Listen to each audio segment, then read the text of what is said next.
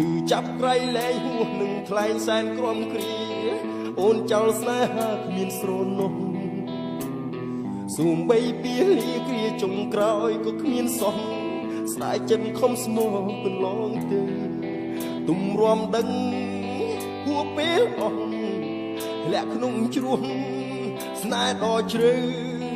បើមិនស្នេហ៍ដេចស្រីពើនាំបងទៅស្លាប់ទាំងរស់អូនទៅចុះអូនទៅចុះអូនទៅចុះទៅឲ្យឆ្ងាយមិនចង់ជួបស្ដាយខ្លាយខ្លាស្រីឆានឆាយបងមិនស្ដាយនាំខ្វល់ខ្វាយ